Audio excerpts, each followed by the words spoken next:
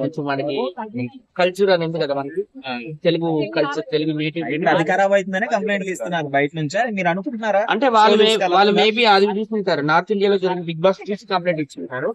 ఇక్కడ నాగార్జున గారు కొంచెం బాగానే కంట్రోల్ చేస్తున్నారు. ఎందుకు ఒక షో ఎందుకు బ్యాన్ చేయాలి? 10 మంది బతుకుతున్నారు కదా, ఇప్పుడు మీరు కూడా బతుకుతున్నారు కదా, మేము కూడా బతుకుతున్నాం కదా, అందరం బతుకుతున్నాం. అట్లాంటి ఎందుకు ఆ షోని బ్యాన్ చేయాలి? 10 మంది బతికే షో, దానికి ఎంత మంది ఉన్నారు? 2000 మంది వర్కర్స్ ఉన్నారు అంటారు అన్నపూర్ణ స్టూడియో దీనికోసం. వాళ్ళందరూ బతుకుతున్నారు కదండి, దాని ఎందుకు బ్యాన్ చేయాలి? కాకపోతే కొంచెం రొమాంటిక్ కొంచెం తగ్గించుకుంటే మంచిదని చెప్తున్నాను. నాగార్జున గారు పోస్టింగ్ చేంజ్ అయిందా? ఫైర్ బ్రాండ్ మారిపోయారు ఆయన. మారాలి కొంతమంది. ఇప్పుడు నాగార్జున గారు అంటే కాకుండా చిరంజీవి గారు రావాలి, బాలయ్య గారు రావాలి. బాలయ్య గారు వస్తే ఎలా ఉంటుంది? సూపర్ వస్తుంది. ఆయన యాంకరింగ్ మీకు తెలుసు కదా, మన అన్స్టాపుల్ చేశారు కదా, ఇండియాలోనే టాప్ రేటింగ్ గెలిపిందా. ఆయన వస్తే మాత్రం రేటింగ్ మామూలుగా ఉండదు. ఇంకా సినిమా రిలీజ్ అయ్యే టైంకి వస్తాడని అంటున్నారు సార్, రావచ్చు రావాలని నేనైతే కోరుకుంటాను. అయిపోయిందా?